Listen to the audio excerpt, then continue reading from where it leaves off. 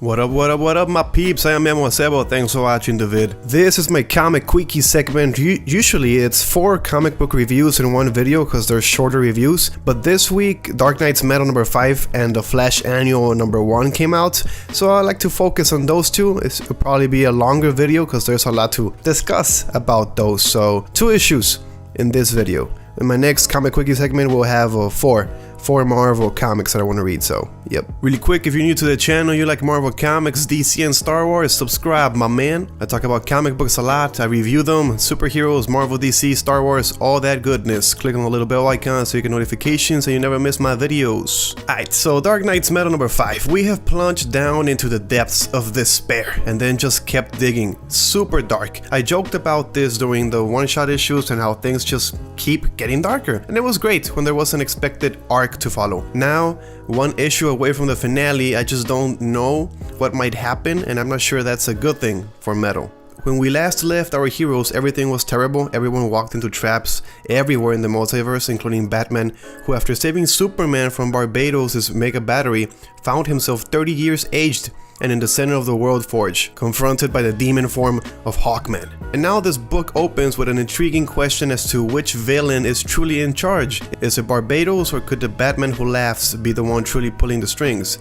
At the Joker Batman's urging, Barbados begins the process of bringing his Dark Army forth to drag the universe into the dark forever. The World Forge has gone dark and it is time for all life to end. Scott Snyder has done a great job balancing such a large ensemble and giving the characters individual moments to shine. The best parts of the issue are the ones that reinforce the true character of these heroes, like Batman's determination in the face of overwhelming odds, Wonder Woman's inability to give up, and Hal's focus, concentration, will. They're all seen in this issue, and it is great to see these heroes soldier on despite the odds. Especially in this series, to see Scott Snyder successfully play with all the toys in the DC Comics toy box. Now I am more excited to see his upcoming Justice League series. Wonder Woman finds a way to reach through to Lady Blackhawk. Batman finds the words that seem to remove the demonic layers of Hawkman, but some part of the issue is still a little confusing. I'm still not sure what Superman and Batman are doing and what they're trying to accomplish. Some of the cast is missing in this issue, like Flash and Cyborg, and I think the plot will make more sense when read in trade paperback, like everything together read in one setting. It was nice to see John Jones back. I hope it's for the long run. Probably will be, since he is featured in Scott Snyder's Justice League. A Martian is back, baby, and it looked amazing in this book. He's great. Greg Capullo's artwork in this issue is astonishing. He's got such a flair for creating such energetic pages, and the action has such an intense, immediate feel that I felt that momentum surging to every panel. There are some amazing panels that look like the best heavy metal album covers you'll ever see in your life. Jonathan Glapion's colors are so well done, with stellar lighting and shading complementing the color choices. This issue just keeps the audience guessing and the story moving in new ways. However, what happens when the story is so dark and hope is removed? I hope this is not wrapped up at the last minute with some Deus Ex Machina that just leads into another world-shattering problem. There is no other series acknowledging this one. I think I've seen only one character mention metal. He just said the word metal, but that's it. I'm really loving this story, but I'm afraid the ending might let me down. Next up, we got The Flash Annual number 1, the prelude to the Flash War, the big-ass event that will pit the Flashes against each other. A lot has gone on in the world of speedsters over the course of a year. 2 Wally Wests running around, multiple speedsters who were activated and killed. And even then, there is much more that they have dealt with. This story involving Barry, Wally, and Wally was a treat when it has been quite a while since these 3 were seen working together or having any moment in their real lives, like outside of being heroes. Things get exciting when you see what 3 speedsters are capable of doing against 1 villain. They just give them a hard time. They have fun. They can get creative, which shakes things up from the usual routine.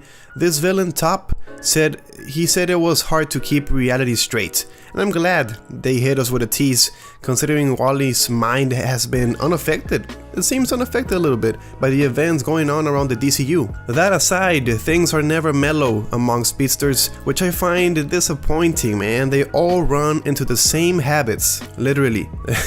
And you just can't lean on that stubbornness as a plot device all the time, and it's getting a little boring. However, finally Wally tackled some problems head on, a great story through Wally's perspective, one that they put off a long time since his return to this world, but there was no better time to tell this story than now. This was a moment to genuinely understand what could happen from letting someone in on the time that was stolen from them. Classic Wally West might still be dragging his feet over whether to let Iris West know he is alive, but it was turning to magenta that ended up being more of what he needed somehow. It was a meeting that was a sharp reminder that not everything about the life of a speedster is wrapped up in tragedy. There can be good and bad to turn to, which Wally did end up learning the hard way. They didn't pull punches with him, and that came out of necessity when it seems the others struggle a bit harder. Again, this is not groundbreaking stuff. These are speedsters. We are back in the 25th century. The refreshing thing is the situation though. It seems that what is happening in the present is more troubling than the future. The rebirth mystery is now beginning to play a bigger role in their lives. The art team of Howard Porter, Christian Deuce, and Hi-Fi is perfect. Porter brings out the intensity in the life of a speedster and makes them look really cool. Super detailed in every story that takes place in the 25th century. He doesn't skip anything when it comes to the details on characters and the world around them. Of course, you could also see the difference in style when things switch between Porter and Christian, but luckily, what you notice isn't a distraction.